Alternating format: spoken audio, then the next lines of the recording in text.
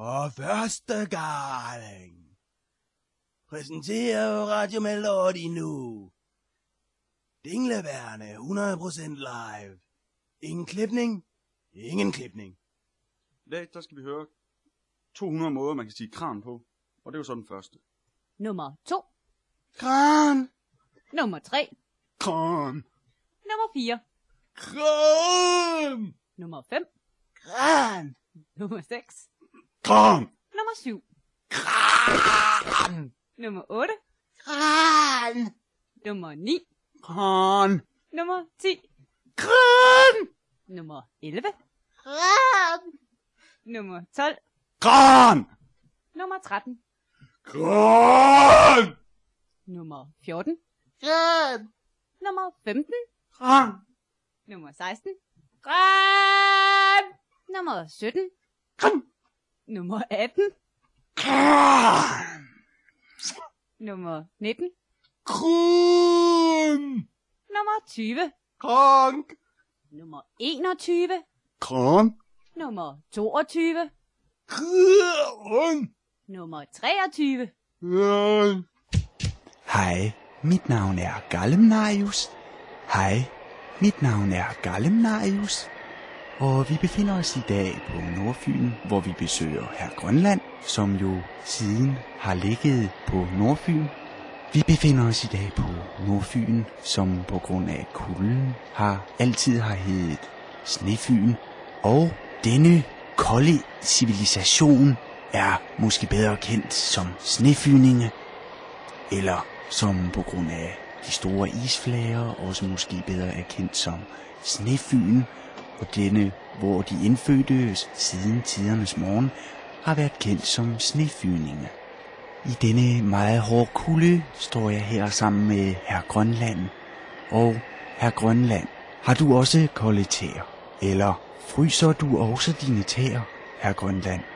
Jeg dræber babysæler med 7 fisksten.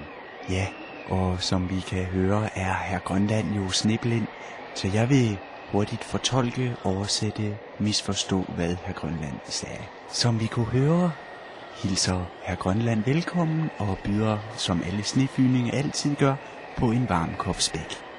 Herr Grønland, grunden til at jeg befinder mig på Snefyn er netop, at sæsonen for sædcelfangst er netop startet, og Herr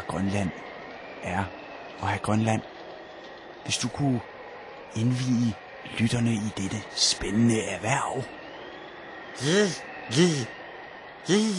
Jeg dræber babysæler med 7 fisksten. Ja, som vi kan høre, er sædcelfangst jo et spændende erhverv.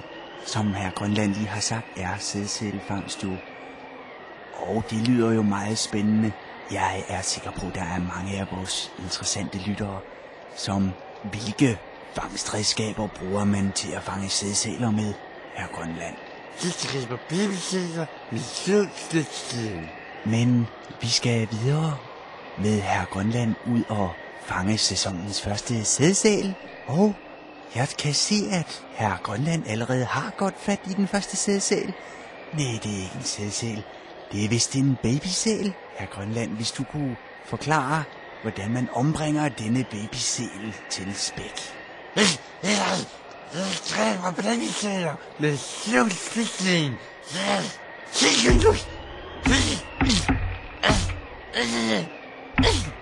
Jeg dræber babysæler med 7 fisksten.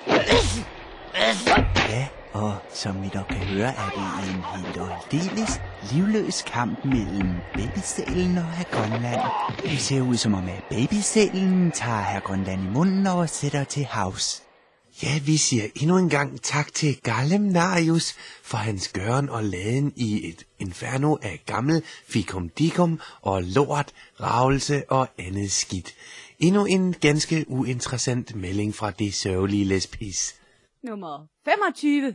Kran. Nummer 26.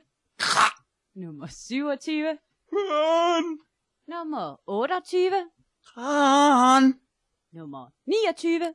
Kralalala. Nummer 30. Kran.